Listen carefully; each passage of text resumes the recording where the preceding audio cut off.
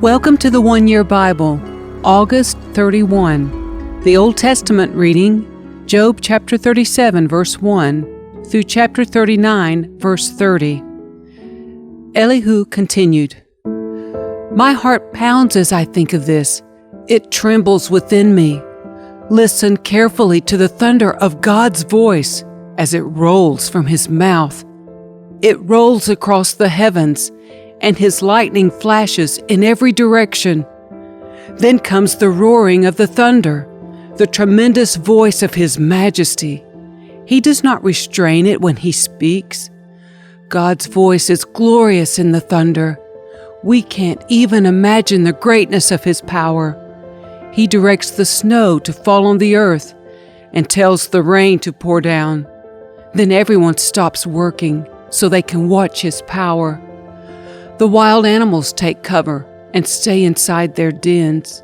The stormy wind comes from its chamber, and the driving winds bring the cold. God's breath sends the ice, freezing wide expanses of water. He loads the clouds with moisture, and they flash with His lightning. The clouds churn about at His direction. They do whatever He commands throughout the earth. He makes these things happen either to punish people or to show His unfailing love. Pay attention to this, Job. Stop and consider the wonderful miracles of God.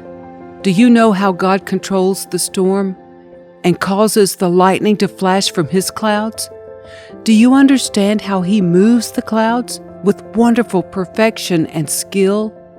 When you are sweltering in your clothes and the south wind dies down and everything is still, He makes the skies reflect the heat like a bronze mirror. Can you do that?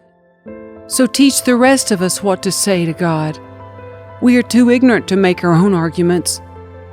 Should God be notified that I want to speak? Can people even speak when they are confused?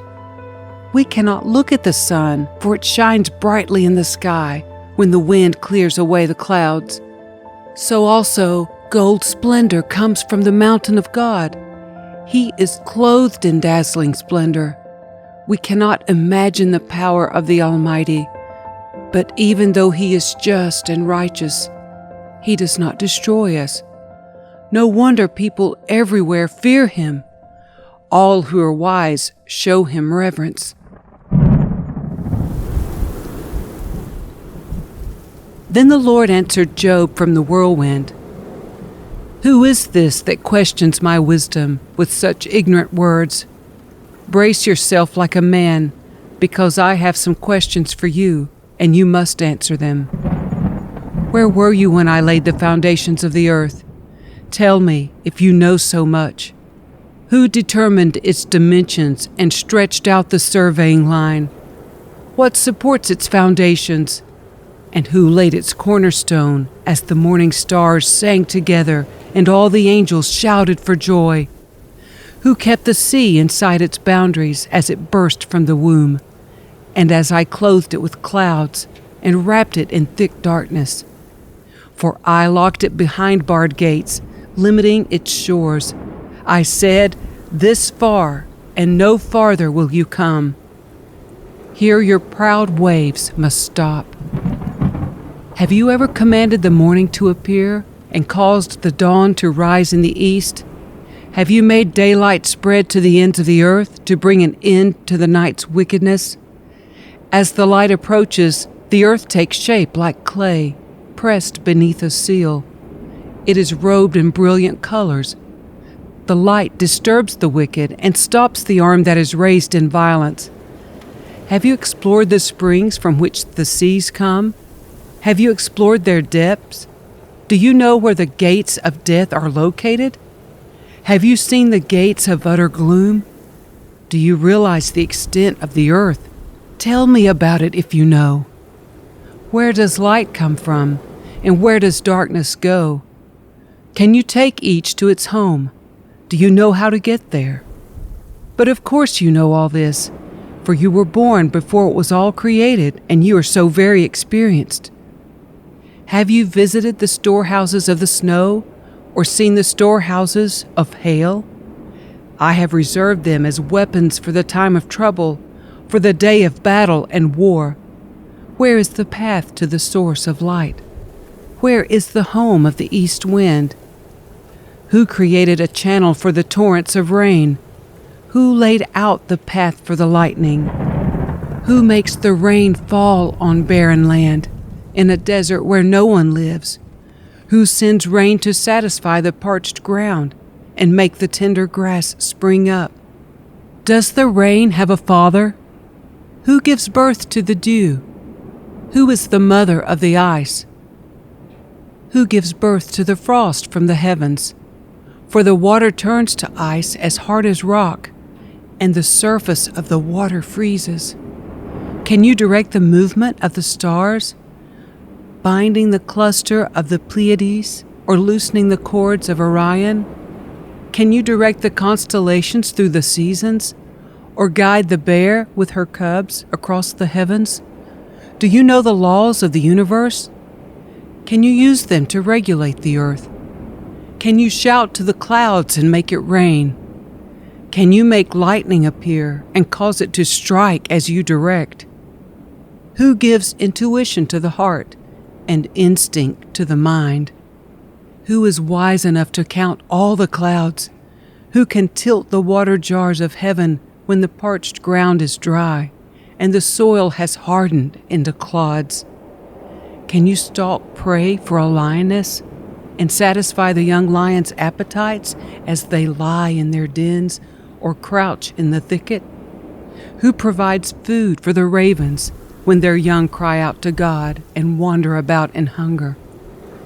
Do you know when the wild goats give birth? Have you watched as deer are born in the wild? Do you know how many months they carry their young? Are you aware of the time of their delivery? They crouch down to give birth to their young and deliver their offspring. Their young grow up in the open fields, then leave home and never return. Who gives the wild donkey its freedom? Who untied its ropes? I have placed it in the wilderness. Its home is the wasteland. It hates the noise of the city and has no driver to shout at it. The mountains are its pasture land where it searches for every blade of grass. Will the wild ox consent to being tamed? Will it spend the night in your stall? Can you hitch a wild ox to a plow? Will it plow a field for you? Given its strength, can you trust it? Can you leave and trust the ox to do your work? Can you rely on it to bring home your grain and deliver it to your threshing floor? The ostrich flaps her wings grandly, but they are no match for the feathers of the stork. She lays her eggs on top of the earth, letting them be warmed in the dust. She doesn't worry that a foot might crush them or a wild animal might destroy them. She is harsh toward her young, as if they were not her own. She doesn't care if they die. For God has deprived her of wisdom. He has given her no understanding. But whenever she jumps up to run, she passes the swiftest horse with its rider.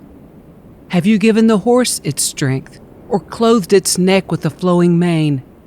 Did you give it the ability to leap like a locust?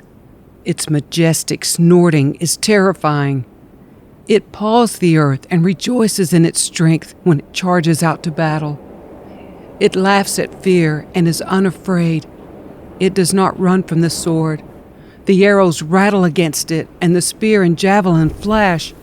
It paws the ground fiercely and rushes forward into battle when the ram's horn blows. It snorts at the sound of the horn.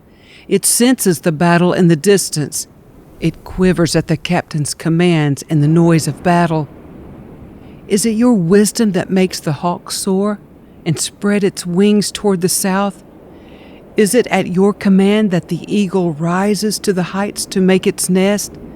It lives on the cliffs, making its home on a distant rocky crag. From there it hunts its prey, keeping watch with piercing eyes.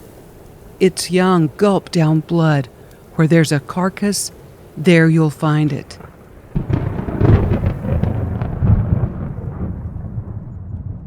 The New Testament reading, 2 Corinthians chapter 4, verse 13 through chapter 5, verse 10. But we continue to preach because we have the same kind of faith the psalmist had when he said, "I believed in God, so I spoke." We know that God, who raised the Lord Jesus, will also raise us with Jesus and present us to Himself together with you. All of this is for your benefit, and as God's grace reaches more and more people, there will be great thanksgiving, and God will receive more and more glory. That is why we never give up. Though our bodies are dying, our spirits are being renewed every day. For our present troubles are small and won't last very long, yet they produce for us a glory that vastly outweighs them and will last forever. So we don't look at the troubles we can see now. Rather, we fix our gaze on things that cannot be seen. For the things we see now will soon be gone, but the things we cannot see will last forever. For we know that when this earthly tent we live in is taken down, that is, when we die and leave this earthly body, we will have a house in heaven, an eternal body made for us by God Himself and not by human hands. We grow weary in our present bodies, and we long to put on our heavenly bodies like new clothing. For we will put on heavenly bodies. We will not be spirits without bodies. While we live in these earthly bodies, we groan and sigh. But it's not that we want to die and get rid of these bodies that clothe us. Rather, we want to put on our new bodies so that these dying bodies will be swallowed up by life. God Himself has prepared us for this, and as a guarantee, He has given us His Holy Spirit. So we are always confident, even though we know that as long as we live in these bodies, we are not at home with the Lord. For we live by believing and not by seeing. Yes, we are fully confident, and we would rather be away from these earthly bodies, for then we will be at home with the Lord. So whether we are here in this body or away from this body, our goal is to please Him. For we must all stand before Christ to be judged. We will each receive whatever we deserve for the good or evil we have done in this earthly body.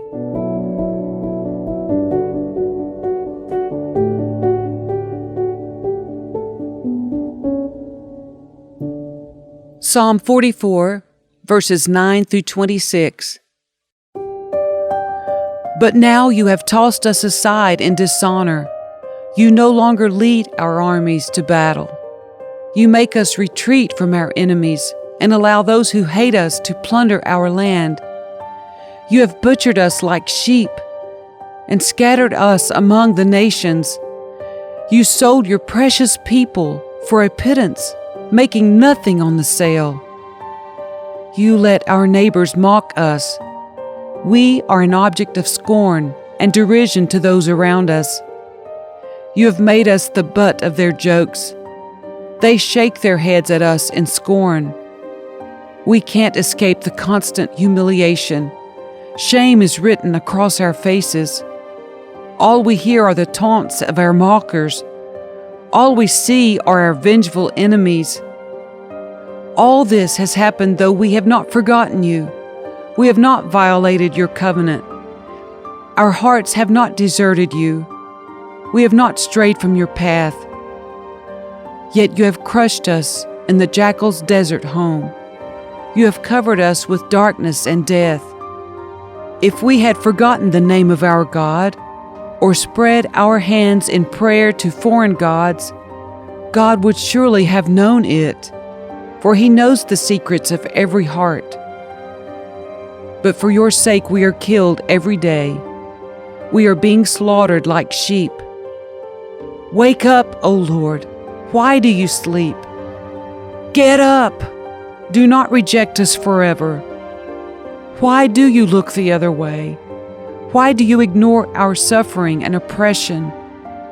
We collapse in the dust, lying face down in the dirt. Rise up. Help us. Ransom us because of your unfailing love.